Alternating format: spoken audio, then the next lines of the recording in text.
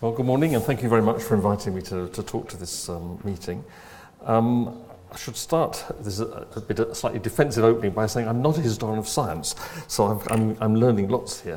I'm more a specialist on Voltaire as a literary writer, and my job in Oxford is to lead the team that is editing the complete writings of Voltaire for the first time, all being done up the Banbury Road, just 5 minutes from here. One of my colleagues is in the audience, and so what we're doing is rework. I mean, Voltaire, for all sorts of political reasons, is complicated in France, and there hasn't been ever a complete printing of all his collected writings, which is what we're now producing in about 230 volumes, and it'll be finished in about 5 years. So in the process of that, we have been editing, of course, his scientific writings. And what I can do, I can't talk about Voltaire, I can't talk about the detail of the history of science, but my defence has to be that if I'm ignorant about that, to some extent so was Voltaire, even though he writes on the history of science. And what I'm going to try and do is give you the context, in other words, try and explain to you Voltaire's career, which is a very long career, and show you how his writings around science fit into it, which gives us sort of context for some of the other discussions, including the one we've just heard. Of course, the first thing to say is that science in the 18th century doesn't really exist. I borrowed that joke from Stephen Shapiro's book, The Scientific Revolution. The subject doesn't exist, and that's now what I'm going to talk about. The other thing to say, of course, is that if you said to a French audience today, I'm going to discuss Voltaire as a scientist, they would think it was very, very strange. No one in France knows that Voltaire was a Fellow of the Royal Society, for example. So the first thing I'm going to do is to describe briefly to you how Voltaire is normally now perceived, and how we think of Voltaire today. That's just a picture of Voltaire, so move off the title. If you actually stop someone in the street now in Paris and said, you know, what does Voltaire represent? Well, they might say he's the author of Candide, of course, the famous novel published in 1759, much later than the period of the scientific writings. Voltaire's also a hugely political figure for a typical modern French intellectual. He's been hugely in the news lately because of the Charlie Hebdo shootings and so on. So my first point is just to say Voltaire's very much part of French culture in a way that very, very few writers are. So here's Voltaire on postage stamps. I like that one, Voltaire writing letters. Here's Voltaire on the old 10-franc note, which we all used for many, many years. Voltaire has become an extraordinary potent figure in French culture. And it begins from his death. That picture is Voltaire's remains being transferred to the Pantheon in Paris in 1791. So when he dies, he can't be properly buried because he was thought to be anti-Christian. But when the revolution, which began, of course, in 1809, decided that they wanted to celebrate the intellectual heroes of the French Revolution, and the Pantheon, so a Christian church, is transferred into a secular pantheon of great men. Who is the first writer to be installed in the pantheon is Voltaire. And in 1791, the removal of Voltaire's remains to the Pantheon is one of the great ceremonies of the French Revolution. There he is arriving. So we're dealing here with this extraordinary cultural figure. And so on the streets recently, you know, after the Charlie Hebdo killings, there were these demonstrations in Paris, people saying "Je suis Charlie," and a French friend of mine who was on not the protest, but the défilé on the Sunday where people marched in Paris. She took this on her iPhone on the Sunday and sent it to me. This is the Boulevard Voltaire, where people are marching towards the Place de la République, and here was the poster, Voltaire saying "Je suis Charlie," and this was all over the French press. So if you said, I mean, it's a bit of a sort of easy thing to say Voltaire's a modern figure, but that is the image that Voltaire currently has in France as a thinker that people refer to when they want to discuss issues of human rights, free speech, those core issues about our modern liberties. And that image of Voltaire, which is very, very potent, comes really from the 1760s. So Voltaire's born in 1694, so he becomes, the modern Voltaire actually is created when he's in his 50s and his 60s, and he becomes what you might call a political activist.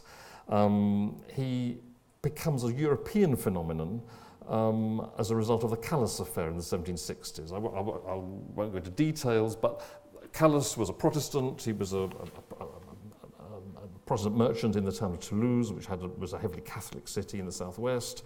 He was unjustly accused of murdering his son for reasons, because it was alleged his son wanted to convert to Catholicism. A group of very intolerant and rather over-hasty Catholic judges condemned him to be hideously tortured and massacred in the public in the public square of Toulouse. It became a scandal. Voltaire made it into a crusade to have the judges humiliated because of their obscurantist, intolerant disrespect of the law. And eventually, but through a brilliant political campaign, Voltaire got the judges in Paris to overawe the judges in Toulouse. And this was a huge victory. It took several years. He protected the children, the widow. There was a campaign. It was in the English press. People sold prints to raise money for Calas's children. Not only did it become a European political campaign, it created the modern Voltaire. It made Voltaire a different sort of writer. The sort of writer precisely that people were mentioning in the streets of Paris a few weeks ago. So that seems irrelevant, but all that is to say that this is very, very far from Voltaire as a scientist, or Voltaire's thinking about science in the 1730s and 40s. Voltaire had such a long career. He died in his 80s, which is a huge age for the 18th century. He keeps inventing and reinventing himself. And so the Voltaire science is in a way one of his inventions. So that's the story which I'll briefly try to tell. Broadly speaking, it will be fair to say that Voltaire's engagement with these ideas, science or natural philosophy, it really begins when he comes to England in the 1720s.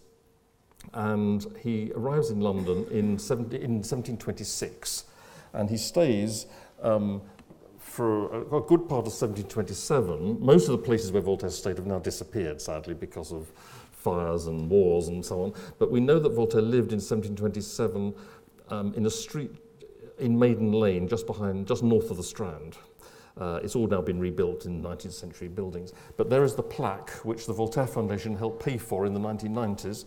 And I was instrumental in writing the wording for this. Voltaire philosopher, playwright and satirist lodged in a house on this site. They really put lived, but we had a big discussion. I got them to change lived to lodged, so that's one of my contributions to the plaque. No scientist.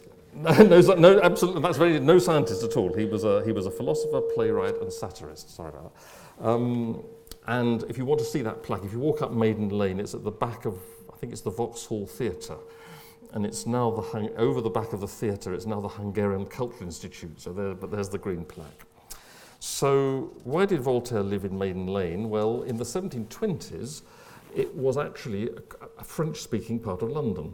There were a lot of French Huguenots who'd left France as a result of the revocation of the Edict of Nantes, so Louis XIV effectively chucks out Protestants. A lot of them settled. A lot of these Protestants who were exiled were intelligent, business people, and they settled often in The Hague, Amsterdam and London, which had an enormous boost to the economies of those countries. So Louis, as Voltaire would repeatedly point out, expelling the Huguenots was economically and politically a real own goal. And Voltaire comes to London to use the French Huguenot printers, and he prints his major epic poem called La Henriade, a work which we never read, but which in the period was thought to be his masterpiece, his Homeric epic. It's anti-Catholic in places, so it couldn't be published in France, and Voltaire comes to London to publish his French epic poem, because there are Huguenot printers who are fluent in French, who are all too pleased to publish something that will annoy the Catholics. Every biography you read of Voltaire will tell you that Voltaire came to London as an exile. It's completely not true. That's part of his self-image making that came later. He came here to print his book. And he was such a brilliant social networker that when it appeared in 1728, it is dedicated to the Queen. This is Queen Caroline. So it's not bad to come and after 2 years get your book dedicated to the Queen. It shows a certain ability to sort of move in society. So here's a portrait of England. This is a portrait of Voltaire which I found in a Paris gallery. It's never been published, but I got this. This belongs to a private individual now in Paris, but this seems to be a portrait of Voltaire done when he was in London. So anyway, that's what he might have looked like when he was in London. And in 1727, Voltaire, every biography tells you that Voltaire attended Newton's funeral. We don't know that he did, but he might have done. At least he was in London when it happened.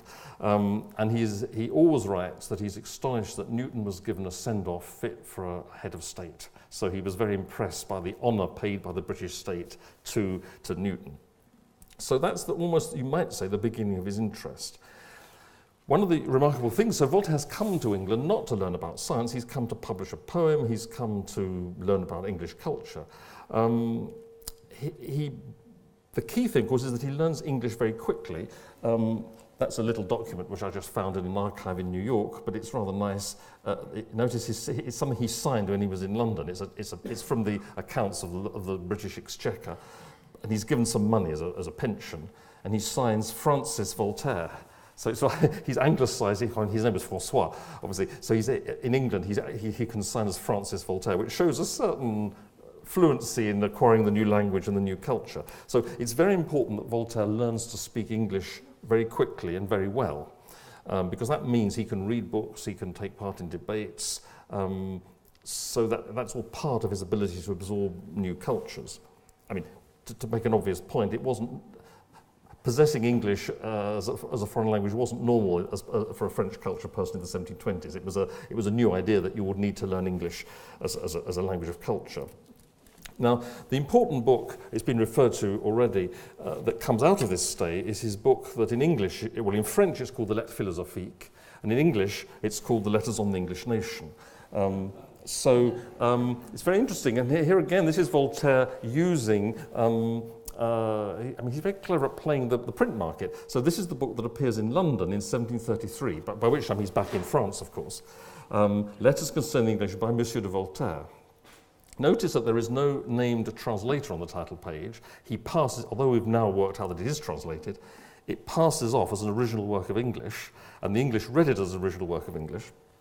And by the way, this was a bestseller in the British Isles all through the 18th century. It's reprinted in Dublin, in Edinburgh, in Glasgow. There are at least 12 reprintings all through the 18th century. Meanwhile, in France, he publishes Lettres écrites de Londres sur les Anglais. It says at Bâle, but of course that was actually, sorry, this was printed in France. This is a French edition, forgive me, printed in London. So it's virtually a translation of the Letters on the English Nation, but the change of title is interesting. Letters written from London about the English by Monsieur de Vie.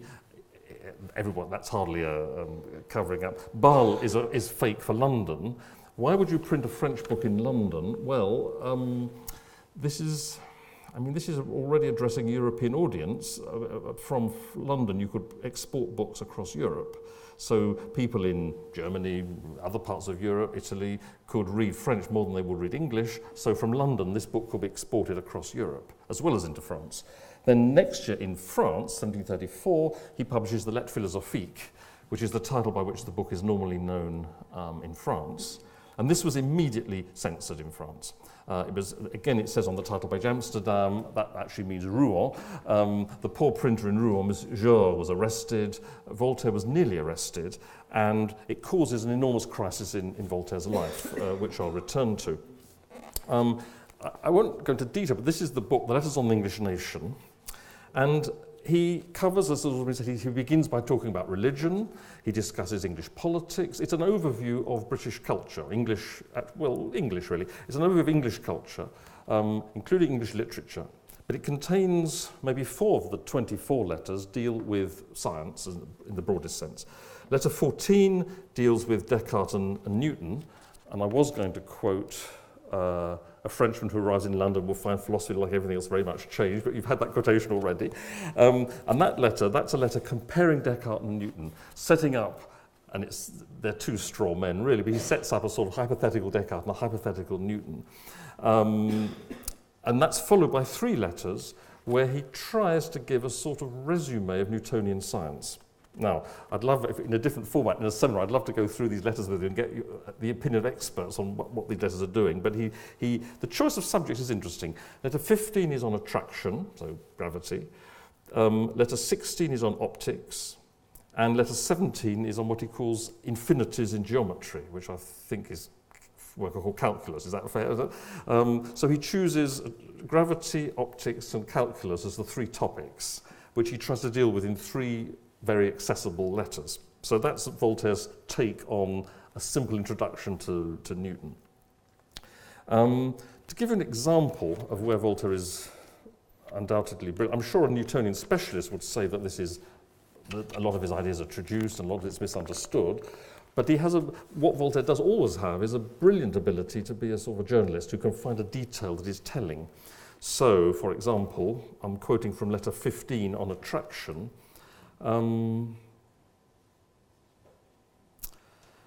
Having by these and several other arguments destroyed the Cartesian vortices, he despaired of ever being able to discover whether there is a secret principle in nature which at the same time is the cause of the motion of all celestial bodies and that of gravity on the earth.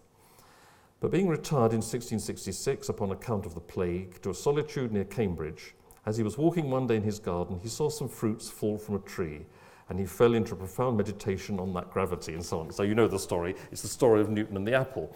Now Voltaire tells this story 3 times. He tells it first in the Essay on Epic Poetry, 1727.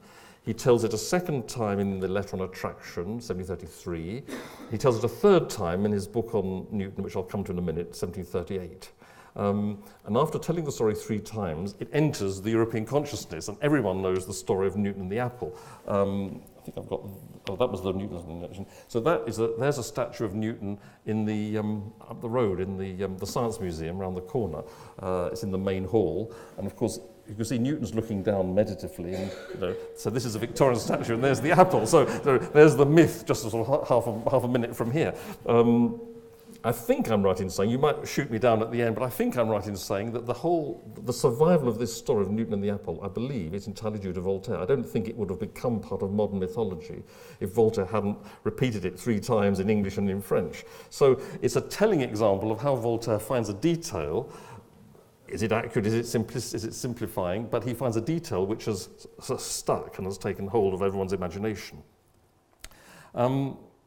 We might come back to that in the discussion. But after the publication of the Lettres philosophiques, Voltaire comes quite close to being arrested. It's probably the moment in his long life when he's actually most in danger, because he could easily, the book was accused of being atheistical, not on account of what he says about Newton, but on account of what he says previously about Locke. He talks about Locke's philosophy and comes quite close to saying that Locke is a covert materialist. He doesn't quite say it, but there's more than a suggestion.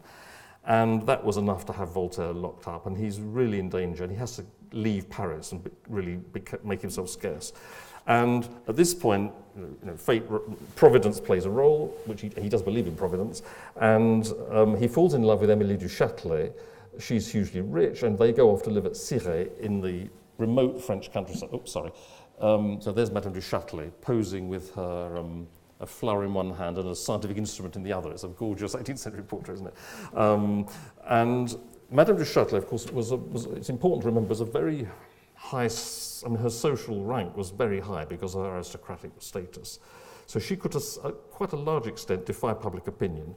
She also had a very long-suffering or understanding husband, because he was a military man who just kept away. So they lived in her chateau, which is on the edge of the Champagne. In 18th century terms, it's very, very remote. It's sort of on the edge between the Champagne and Burgundy.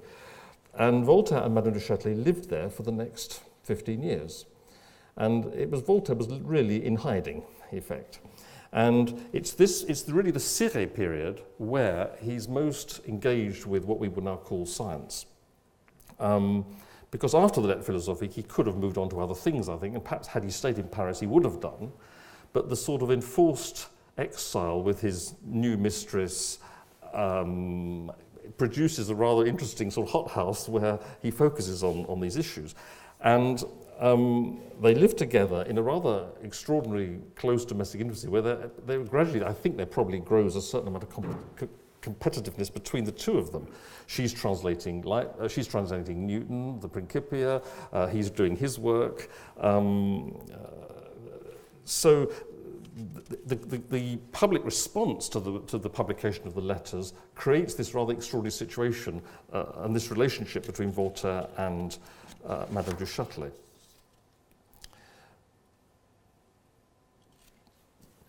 I'm just going to miss something out so I can keep to time. One of the things that Voltaire does is the chateau, when they move into it, is rather dilapidated, and so Voltaire builds a new wing. They obviously have plenty of money, and this wing here was built effectively by Voltaire to his specifications. It became the part of the building that he worked in. She worked in the older part of the chateau. And he built, and we know this from the correspondence, his own little laboratory. We know from the correspondence that he orders scientific equipment. He carries out experiments.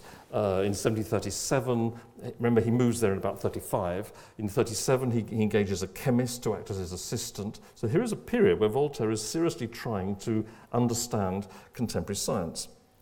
So, for example, in 1737, the Academy of Sciences has a competition for people to write about the nature of fire.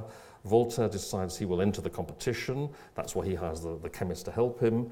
He then finds out that Madame du Châtelet is also going to enter the competition, and in two different parts of the same building, they each work on their prize essay. Now, how do they discuss this over breakfast? Or who knows? What happens in the end, of course, is that neither in those days you submitted your essay always with a code name or a code number, so it was judged anonymously. And neither Voltaire nor Madame du Châtelet won the prize. And there was a first, second, and third place, and neither of them made it to the top three. And then Voltaire writes to someone in Paris and says he thinks it will be a good idea to publish a volume of 5 entries to the competition, the 3 winners plus his and Madame du Châtelet's, and that volume is published. So he didn't lack chutzpah. The main piece of the really important work which comes out of these years is he writes in 1738. He publishes the Éléments de la philosophie de Newton, so the elements of the philosophy of Newton, mis à la portée de tout le monde, and made available to everyone, published by Monsieur de Voltaire, Amsterdam. Now this is a very, very large book, and it's probably the least funny and the most serious book and the longest book that Voltaire ever wrote. It is his attempt. So I think you would say, if you were to read the 3 letters that I referred to earlier, that that's a pretty deliberately superficial account of Newtonian ideas. This is Voltaire's attempt to present a synopsis of Newtonian thinking. And this is a book which is reprinted through the 18th century. It's very well known in England. And it's on account of this book, so it's not the only synopsis it's not the only resume of Newtonian thinking, but this is one of the resumes that has the most currency across Europe. And it's on account of this book that Voltaire will, in the 1740s, will become a Fellow of the Royal Society. It's a recognition of his work in making Newton known on the continent. And there are many responses to this book, which I haven't got time to go into, but there was a Cartesian physician, Jean Bagnères, who wrote a 400-page rebuttal of Voltaire's book. So it was taken very, very seriously by serious physicists. There are other works as well, which I won't go into, but he's still, in the 1740s, writing about, there's a work, for example, on the force motrice. So he continues to write scientific works into the 1740s.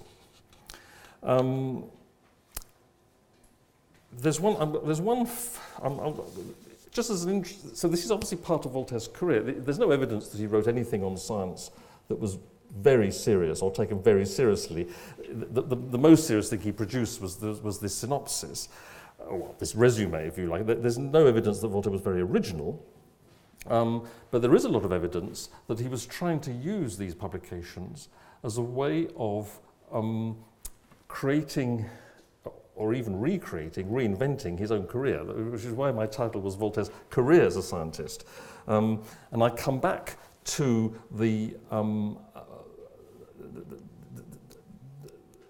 no, I won't. I'll go a bit faster than that. But let me give you an example. Here's one fact. I've got 5 minutes left, so I'll move to one fact that you won't find in any biography of Voltaire, which is that in the 1740s, I've worked out from different archival sources that he manoeuvres in Paris to be elected the perpetual secretary of the Academy of Sciences.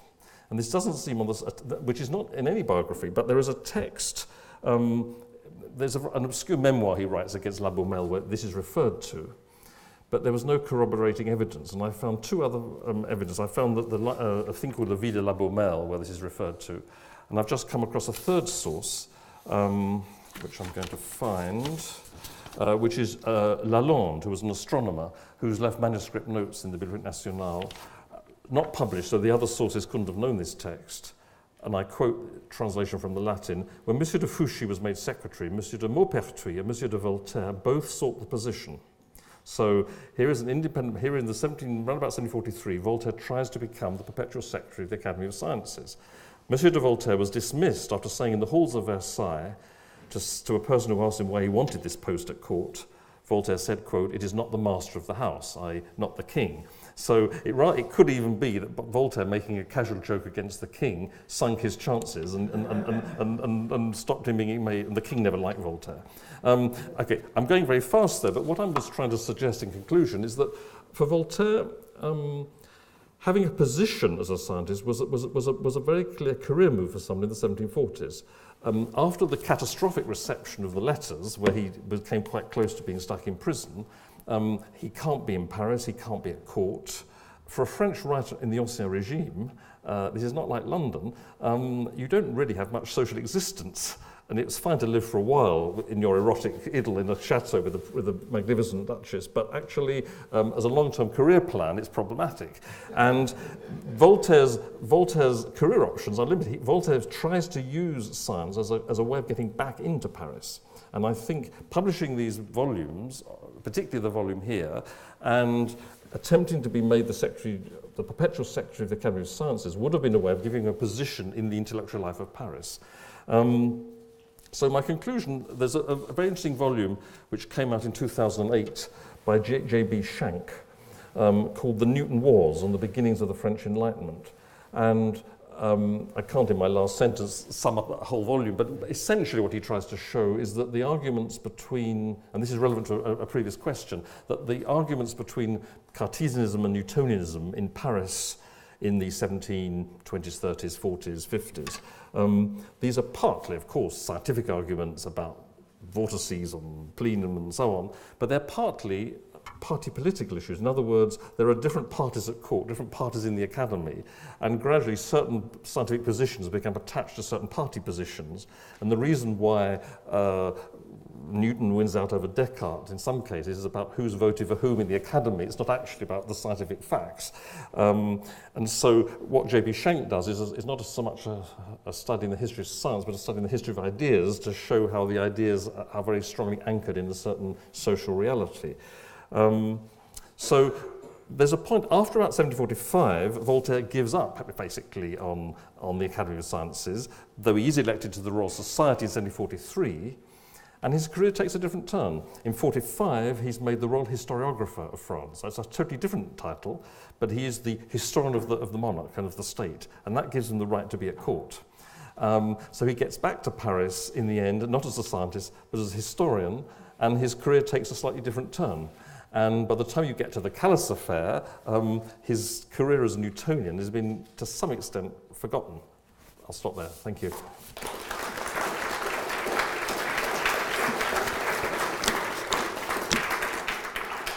Nicholas, thank you very much indeed for an extremely engaging talk. I think it's been stimulating session in the next 20 minutes or so. You sort of started with this almost apology for not being a historian of science. So I'm neither a historian of science nor a specialist on Europe, but I found it fascinating, so I think that there's no need for any sort of apology, certainly for some explanation. Also, your account, I think, of Voltaire's retreat to the countryside with the Duchess and Châtelet sounded like quite a good career. Maybe academic life has changed. Really Chelsea scheme. Yeah, indeed, yes, absolutely. Some kind of Bellagio style with Duchess and so on.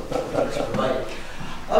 I'd like to start the discussion, if I may, just putting a question back to you, which I hope might set ground for some wider set of comments and questions in the next period.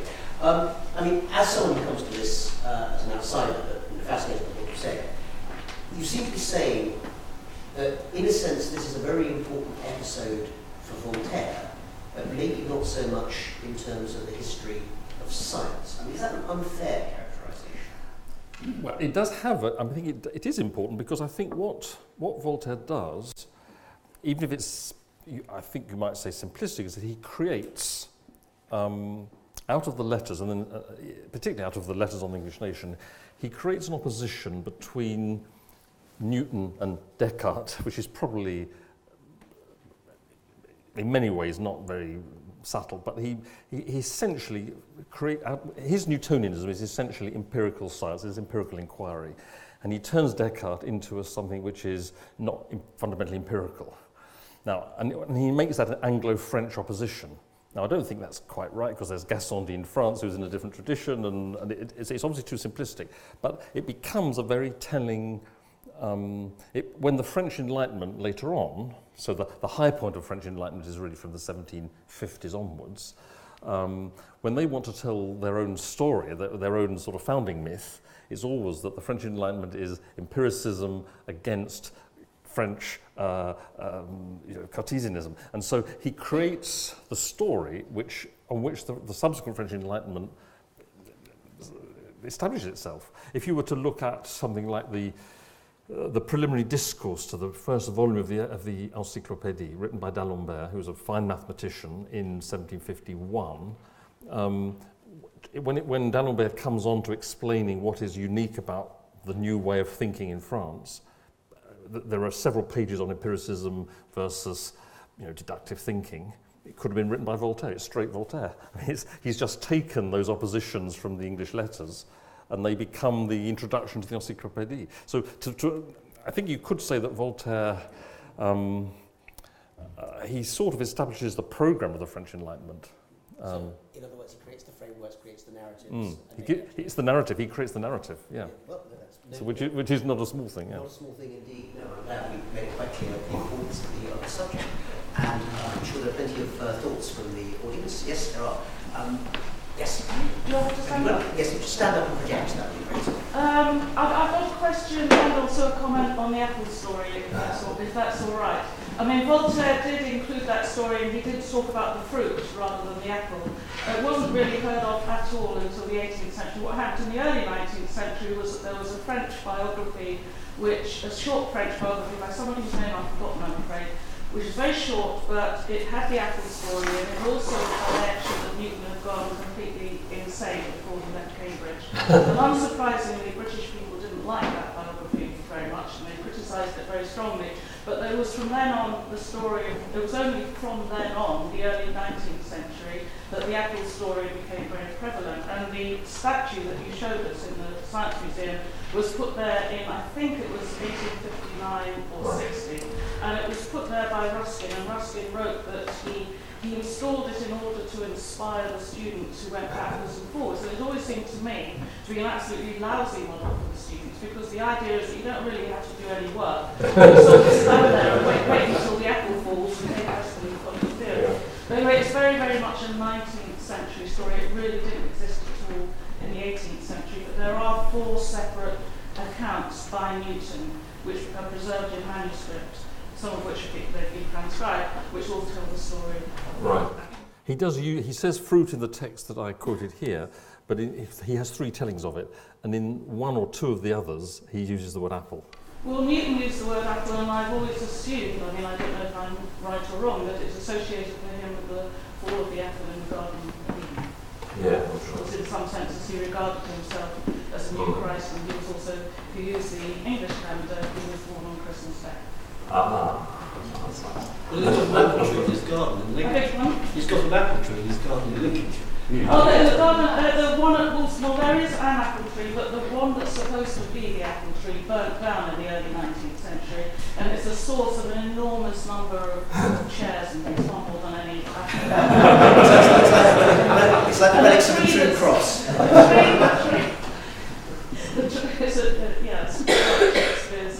mulberry tree.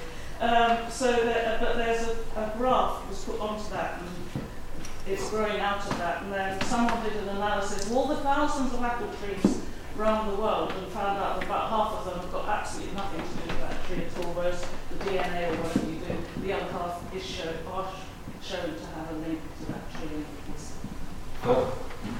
Voltaire says he learnt the story from, but you wouldn't know if this has any sense, he says somewhere he learnt it from Newton's niece, Mrs. Conduit. That he says she told him the story. Well, rightly, because before she was married, she lived with Newton for quite a long time, and the allegation in the 19th century was the reason that he got his position at the Mint was that she was having an affair with the Earl of Halifax, and he gave Newton the position at the Mint to keep him quiet. That's an allegation I have. It's quite reasonable to me. She married one of them. Right, well, I think there's some more. Sorry, I have a question. Oh, there's a question as well. Sorry. No, my question was, you'd never, at the beginning of your talk, you talked about Newton coming to London, Voltaire coming to London, and writing about Newton and Descartes. So presumably he was educated in Cartesianism. You didn't talk at all about how it was that he learned about Newton. And you said that he dedicated the book to Caroline, and Newton was a great favourite in Caroline Vanstadt's talk, and she was involved in the Cronk, Leibniz letters. And because he was so powerful at the court, that was one reason why Leibniz would never find his way into England, unlike Hannibal, who came from the same background. So I wondered if did he actually know Caroline? Is it through that royal contact that he actually came to learn about Newton?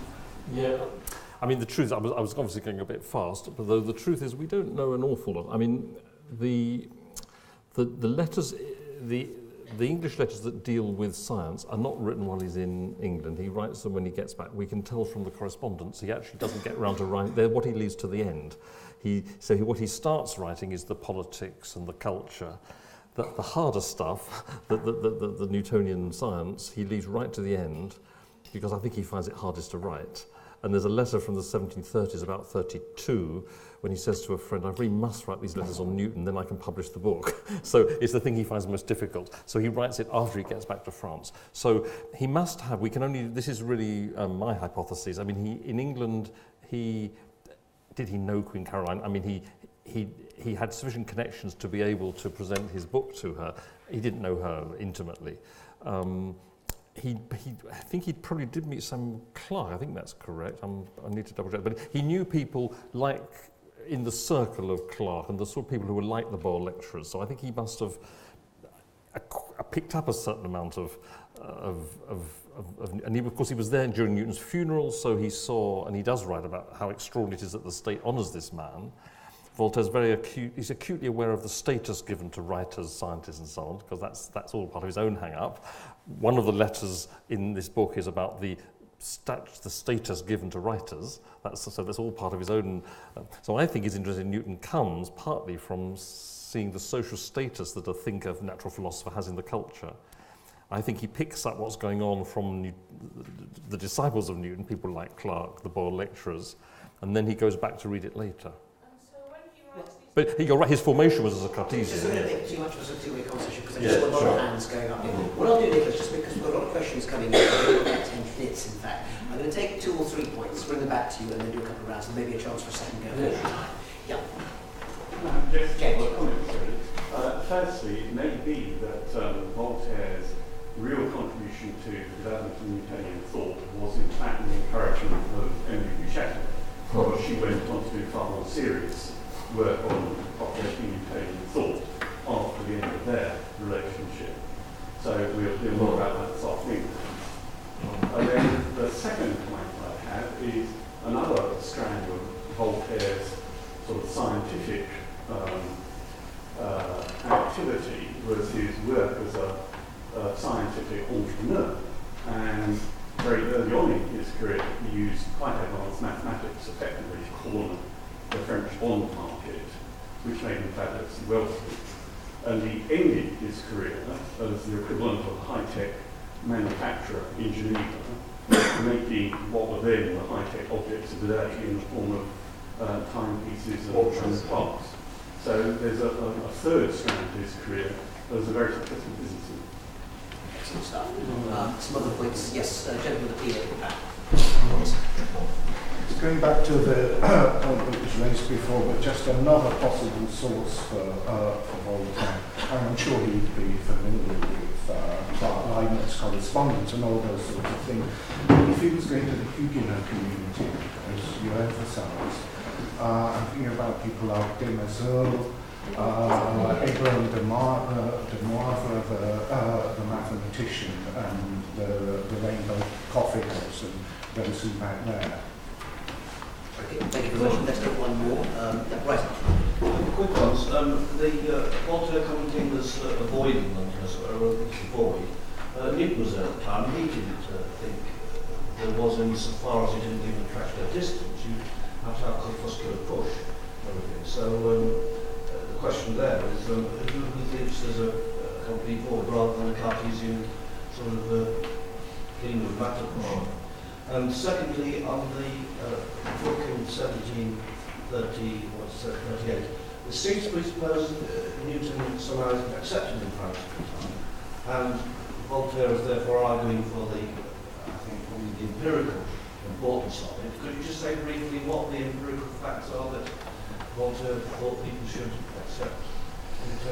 I think crudely, I think it will be the empirical method. So he talks in the letters. He talks about Bacon. He creates a sort of a quasi-English history going from Bacon through to Locke, through to Newton, as really the triumph of empiricism over innate ideas. Really, I mean, it's not very sophisticated. It's quite a simple story. Who's not pushing any particular example of it? No, he's more interested in what you might think of as the social application. So there'll be a lecture on inoculation, and he says lots of people oppose inoculation for obscurantist religious reasons, but Queen Caroline encouraged this practice, and the English inoculate and they don't die of disease. So a sort of an empirical approach to scientific experimentation and empirical evidence. I mean, I'm using it in quite a colloquial conversation way, not a very scientific way, but an approach to social problems, political problems. Any thoughts, Nicholas, on the other points? I really agree. Yes, I mean, I think you're right about the. It's a thing I'd like to explore more. But one of the problems about Voltaire in England is actually we don't have very many letters. We know a lot about Voltaire later in his life because there's huge correspondence. We don't actually know very much about Voltaire in London. He's young. There aren't so many records, and we've tended to make huge mileage out of the small documents that have survived. It will be interesting, but I think you must be right that he would have certainly circulated among that Huguenot group in London, and they did have a particular take on things. It's also fair to say he would have known what he would have known about British English culture before coming to England was from Bolingbroke, because Bolingbroke was in exile near France, and he met Bolingbroke and knew him quite a bit, and they discussed philosophy among other things. So he had a bit of an introduction to certain aspects of English culture from Bolingbroke. Yes. Quick question. How good was Voltaire as a mathematician? I don't think he was very accomplished. I mean, D'Alembert was a great mathematician. Diderot wrote mathematical works. So a lot of the philosophers were good mathematicians. I don't believe he was a very good mathematician. I mean, he did, as a young man, there was a reference to it, he basically filled the national lottery. He found a legal fiddle for playing the lottery and made himself rich. And he did that, but whether that requires great mathematics or just a lot of ingenuity, I'm not quite sure. In fact, he worked with a mathematician. Yes, that's right, yeah. I don't think Voltaire. Yeah. He certainly didn't. He was nowhere near as skilled as as Émilie du Châtelet. Although I have to say, the more I know about Voltaire, the more I like him. Yeah, perhaps you've answered this by saying there's not much documentation, but I've convinced myself that continental visitors to London in this period, one of the things they do is go to instrument maker shops, and they not only buy things, but they see demonstrations and so on. That goes back to the same Monconis, thinking of Frenchmen in the 60s and on to Lalonde much later in the 18th century. Any evidence that Voltaire would have? There's no evidence. Sadly, there's just no evidence. But I mean, one can speculate on. I mean, London would have been a very different sort of capital city from Paris. That they can indulge themselves in this commercial activity. Based on that also. Other thoughts on this period? Voltaire in London, Voltaire in the Chateau? Sorts of other interesting parts of his. Yes. I have a quick question. I'm going to stand up just to be here. In terms of, I'm not sure. I mean, some of the pictures you've shown, some of the works being published in Amsterdam. I mean, the position of Amsterdam at the time when we're looking at printing was. I mean, my question is: was most of Voltaire's work, in terms of French work, published in Amsterdam? And if so, did that maybe in any way the reception that he received for his work? It's an interesting question. I mean, most of his works, no, but many of his works were published in the Low Countries, Amsterdam, The Hague, I mean, various Dutch cities, but that was a lot of heterodox work of the French Enlightenment was published in the Low Countries. It was a Protestant country. It was relatively easy to export books across land. So Amsterdam produced many of the great works of Rousseau, lots of the works of D'Holbach and so on. So Voltaire, in common with all the other radical thinkers or quasi-radical thinkers, published in Holland. Yeah, and there was a huge European book trade spreading out from Holland, right across the continent. But there were other places as well. I mean, London had some position as a publisher of French books. And within French territory, Avignon was a little enclave which was possession of the Pope. And Avignon could bizarrely, you could publish books against the king in Avignon because the Pope didn't object. So there were various of these publishing centres in the 18th century where you could produce heterodox books. But Holland had the biggest concentration. So a typical position will be when he's publishing the elements of the physics of Newton. I've discovered from the correspondence that I've found that he always needed someone on the ground to represent him. So he finds Jaucourt, who's a Huguenot, who later on is going to be Diderot's assistant in the Encyclopédie. And Jaucourt is basically Voltaire's agent in the Low Countries and oversees the publication of that book. Nicholas, speaking of Voltaire's books, you mentioned, in passing at the beginning that one of the books may be one that people in England don't tend to read very much. The one that people, I suppose, do read if they know Voltaire is, of course, still Candide. And I'm wondering if knowing about Voltaire's career as a scientist, we use the term career advisedly, knowing about this particular aspect of his life helps us to reread his most famous work. Oh, that's interesting. Well, of course, what happens, Voltaire is known at this stage as a great Anglophile. So he goes back to France and broadly preaches Newton and Locke, and so he becomes a great Anglophile. Then in the late 1750s, you get into the 7 Years' War, where, of course, the English and the French are fighting. And being the leading Anglophile when France is fighting England is a bit difficult. So he has to row back a bit. In the 7 Years' War, he has to row back on the Anglophilia, even though he still is a proponent of Newtonian sort of scientific method. And so what happens in Candide is that Candide travels all over the globe, of course. He goes absolutely everywhere, South America and Italy and Venice, and he travels everywhere. It's a fantasy. And he's on a boat, and they get to Portsmouth, and he's about to land, so Candide comes to England, so this will be Candide facing Newtonian empiricism. And what do they see? They see the English shooting Admiral Byng, which was a scandal. The English unnecessarily cruelly punished an admiral who actually wasn't particularly guilty. It was seen as a travesty of justice.